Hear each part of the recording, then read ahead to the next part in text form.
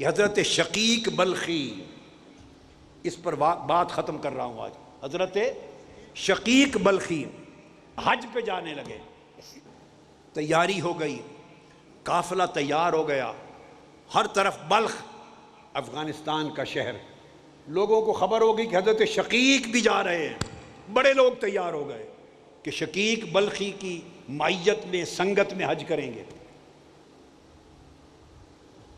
جب حج پہ روانگی کا دن آیا، حضرت شقیق بلخی نے معذرت کر دی کہ میری کچھ مجبوری بن گئی، میں نہیں جا سکتا۔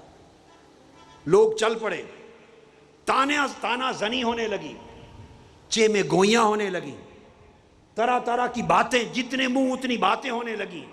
کسی نے کہا کوئی سودا خرید لیا ہوگا، کسی نے کہا کاروبار میں پیسے انویسٹ کر دیے ہوں گے، کسی نے کچھ کہا، کسی نے کچھ کہا، کسی نے کہا توفیق نہیں ہے، اللہ کا گھر تو اللہ بلاوا دے تو بندہ جاتا ہے، اللہ نے بلایا ہی نہیں، طرح طرح کی باتیں ہونے لگیں۔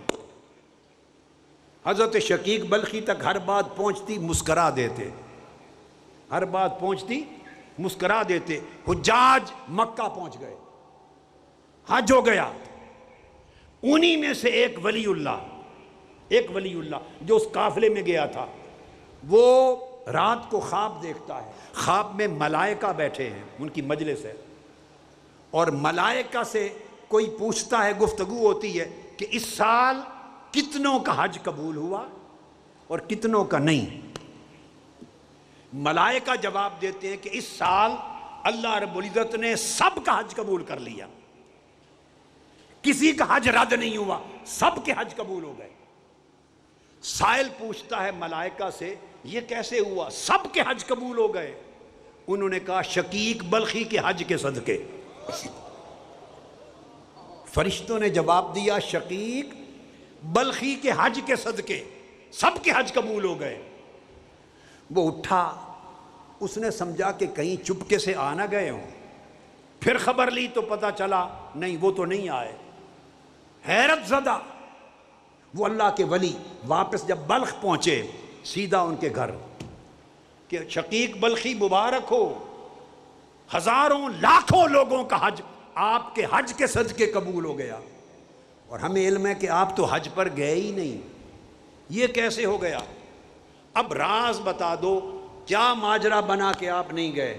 انہوں نے کہا میں تیار تھا جس صبح حج پہ جانے کے لیے، تو میں نے ایک خاتون کو دیکھا، ایک جانور مر گیا تھا، اس کو دیکھا کہ چھری لے کے اس کا گوشت کاٹ کے گھر لے گئی، مردار کا گوشت، حرام گوشت۔ میں چھپ کے اس کے پیچھے ہو لیا، وہ گھر گئی تو اس کو پکانے لگی ہنڈیا میں اپنے بچوں کو کھلانے کے لیے۔ میں نے دروازہ کھول لیا، میں نے پوچھا خاتون یہ کیا کر رہی ہو؟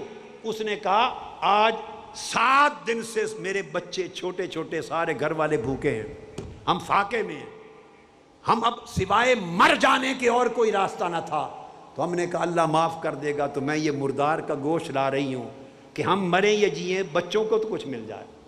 شقیق بلخی نے اپنے حج کا زاد سفر سارا خرچہ اس خاتون کو دے دیا کہ تو رزق حلال کھا، اللہ نے توفیق دی حج بعد میں کر لوں گا۔ غریب پروری اور دوسرے کے لیے سخاوت کے عمل سے نہ صرف اپنا حج قبول ہوا بلکہ لاکھوں لوگوں کا حج مبرور ہو گیا۔